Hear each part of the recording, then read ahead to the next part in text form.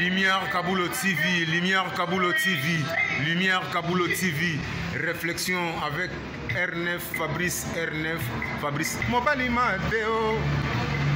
Balingaka, moi c'est l'olanga ninyango,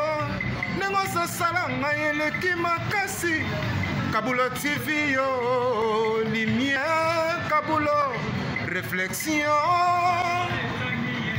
Réflexion, double CD Fantomas, Mayo. Il est là, il a toujours. Il a s'abonner, chaîne les amoko. Ça c'est dit, ma beaucoup de temps, on a s'abonné.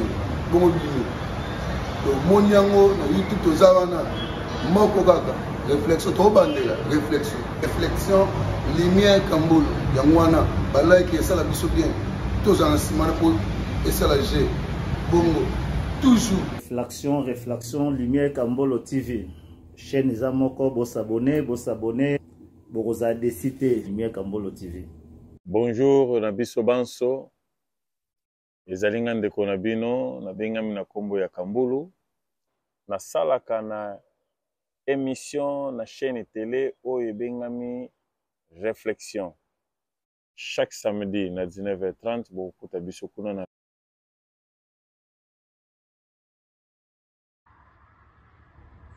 napesi mbote na bakambi ya réflexion pe na bandeko nyonso toza batali pe balandi ya réflexion nga love na ye lisusu na kati ya réflexion na biso ndenge ezalaka kaka comme habitude mpona korépondre motuna ndeko na biso ya mwasi Isabelle aye na motuna na ye na situation oyo euti koleka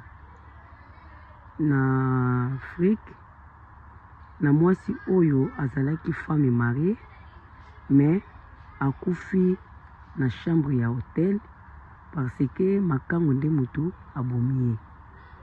eloko eza grave mobali ya sere na biso wana oyo auti kokufa aboyi matanga elelama na ndako na ye aboyi matanga eleka na ndako na ye mobali wana aza na raison ou bien aza na raison te donc mpo na nga moyen na juge motu oyo deja akufi eza te nakoki mpe kolandela vraiment vie privée na ye te eloko oyo etindaki ye ke aza na mobali na ndako alinga makango libanda toyebi te leki wana ezalaki vi na ye mais na motuna na biso ndeko mwasi atuni toza na droit ya korépondre yango parce que mutu na mutu aza na etaleli na ye aza na emoneli na ye menaki lelo ekomi setro biso basi po baka lilala moko epolisa malala nyonso tokomaka kiso mobali atie libaya mwasi pa atie libaya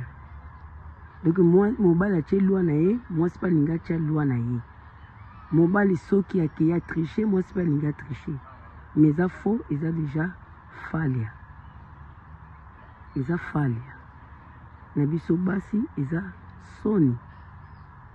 malgré eza nango makambo asika te tovivwaka yango deja na monde oyo mais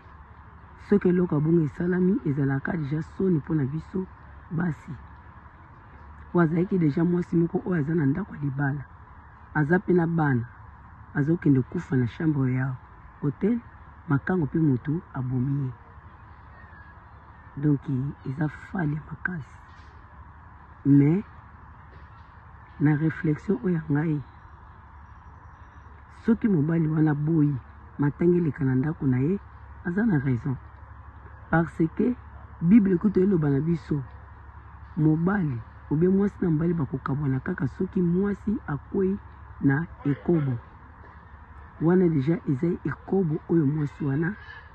obie oyo ye abandaki kosala babi ozolia kwango ozobomba makasa obosani ke suka nango makasa wana ekorevise donc epa na nga mobali wana aza na raison akoki kondima te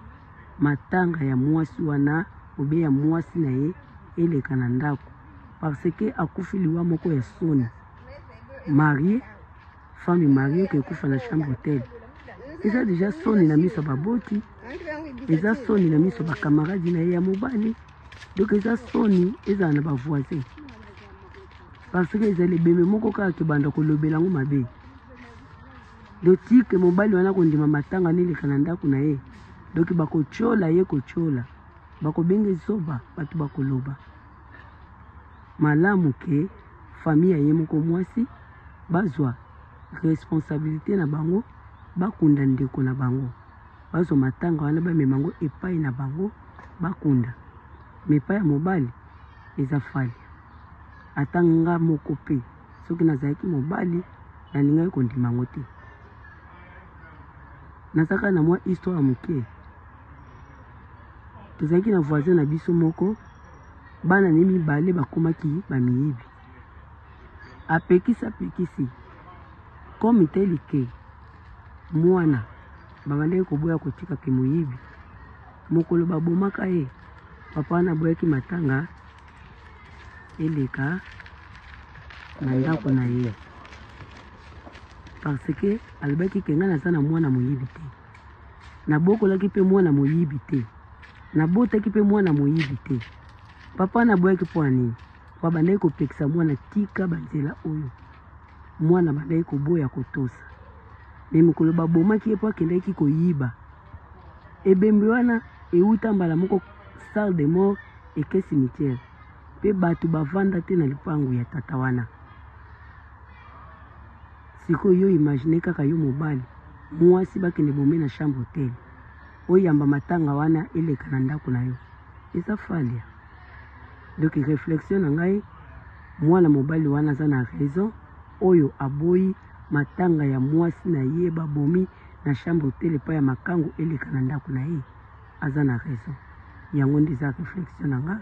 tokutani mbala nsima